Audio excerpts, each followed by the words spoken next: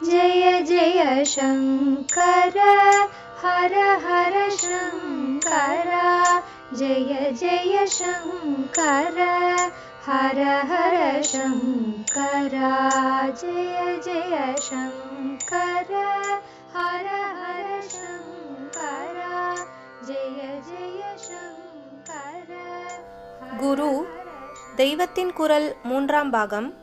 குரு ஆச்சாரியர். ஆசானை ஈசனாக. ஆகையால் நம்மை போல பந்த நிலையில் இல்லாமல் விடுபட்டு ஸ்வதந்திர புருஷராக இருக்கிற குருவேதான் நம்மை ஒரு ஒழுங்கிலே கட்டுப்படுத்துவதற்காக தாமும் அந்த ஒழுக்கத்தில் கட்டுப்பட்டு வாழ்ந்து காட்டி நமக்கு போதனை செய்கிற ஆச்சாரியராக இருக்கிறார் என்று புரிந்து கொண்டு நம்முடைய ஆச்சாரிய புருஷர்களிடம் பக்தி செலுத்த வேண்டும். ஈஸ்வரனேதான் இப்படி குரு ஆச்சாரியர் என்ற ரூபத்தில் வந்து ஞானானுகிரகம் செய்கிறான் என்று நினைத்து பக்தி பண்ணினால் பலன் சீக்கிரத்தில் கிடைக்கும். ஈஸ்வரன் தானே எல்லாமும் ஆகி இருப்பது. கல்லு மண்ணு எல்லாம் கூட அவன்தான்.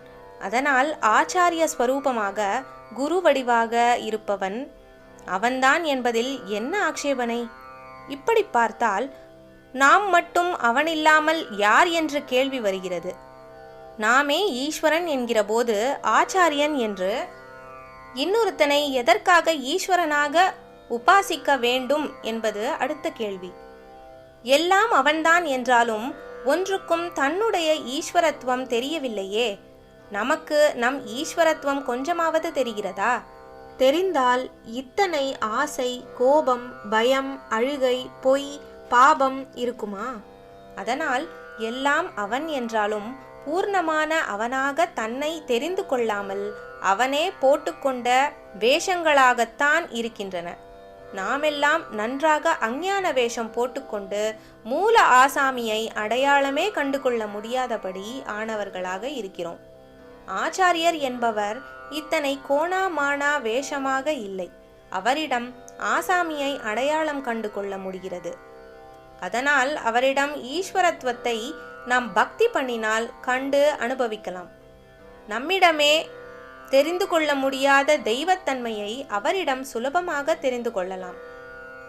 பல தினசாக வேஷம் போடுகிற ஒரே ஈஸ்வரன் தான் ரொம்பவும் அசட்டு வேஷமான நம்மை சமத்தாக்குவதற்கே ஸ்பெஷலாக ஆச்சாரிய வேஷத்தில் வந்திருக்கிறான். இப்படி உணர்ந்து அவரிடம் பக்தி பண்ணினால் அப்புறம் அங்கே வேஷத்தை முழுசாகவே கலைத்துவிட்டு தன்னையே தெரியப்படுத்தி கொண்டு விடுவான். அப்புறம்தான் நம் வேஷத்தின் அசட்டுத்தனங்களையும் போக்கி அப்புறம் இந்த வேஷத்தையும் கலைத்து நாமும் அவனேதான் என்று அறிந்து அனுபவிக்குமாறு அருள் செய்வான். முடிவான அந்த நிலைக்கு போக இப்போது நாம் செய்ய வேண்டியது ஆச்சாரியரை ஈஸ்வரனாக நினைத்து அவர் உபதேசிக்கிறபடி நடப்பதுதான். குல வழக்கையே கொள்க. நம்முடைய பிறப்பு பூர்வ கர்மாவை அனுசரித்து ஈஸ்வரனாலேயே நிர்ணயிக்கப்படுகிறது என்பதே சாஸ்திரம்.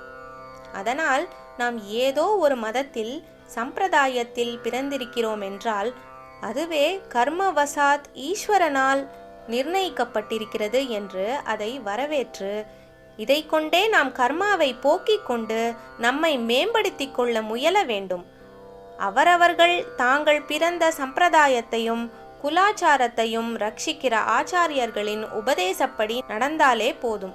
அதன் தத்துவங்கள் அபூர்ணமாக இருந்தால் கூட பரவாயில்லை.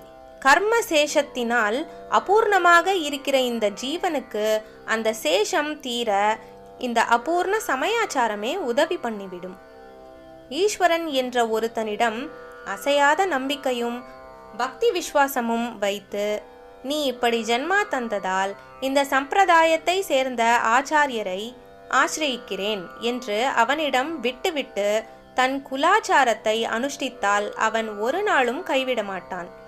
எப்படி எப்போது எந்த தினசில் பூர்ண தத்துவத்தை இவனுக்கு கொடுக்க வேண்டுமோ அப்படி தானே பண்ணிவிடுவான்.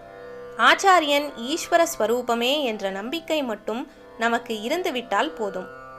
எந்த குருவிடம் நாம் பிரபத்தி செய்தாலும், அதாவது சரணாகதி அடைந்தாலும் ஈஸ்வரனிடம் பிரபத்தி செய்ததாக ஏற்பட்டு பலன் சித்தித்துவிடும். உபனிஷத் சாந்தி பாடக்கிரமத்தில் இதுதான் சொல்லிக் கொடுத்திருக்கிறது. யோ பிரமாணம் விததாதி பூர்வம் யோ வை வேதாச்ச பிரஹிணோதி தஸ்மை தம் ஹ தேவம் ஆத்ம புத்தி பிரகாசம் முழுக்ஷூர்வை சரணமகம் பிரபத்யே. கருத்து: எவன் ஆதியில் பிரம்மாவை படைத்து அவருக்கு வேதங்களை கொடுத்தானோ அந்த தேவதேவனே நம் புத்தியை பிரகாசிக்கச் செய்பவன். முக்தி நெறியில் விழைவு கொண்ட நான் அவனையே சரண் புகுகிறேன். ஒரு சிஸ்டத்துக்கு கட்டுப்படாவிட்டால் ஒரு மேதாவியின் சாமர்த்தியத்தாலே அனர்த்தம்தான் ஏற்படும். இப்படிப்பட்ட மேதாவியால்தான் முட்டாளை விட ஜாஸ்தி கெடுதல் உண்டாகும். இதை நம் ஆச்சாரியால் உபதேச சாகஸ்ரியிலே சொல்லி, ஒரு சம்பிரதாயத்தில் வராத எவனும் மூர்க்கனுக்கு சமம்தான் என்கிறார். அதாவது ஞானத்துக்கு புஸ்தக படிப்பை விட குரு பக்தி தான் முக்கியம். ஜெய ஜெய சங்கர, ஹர ஹர சங்கர, மகா பெரியவா சரணம்.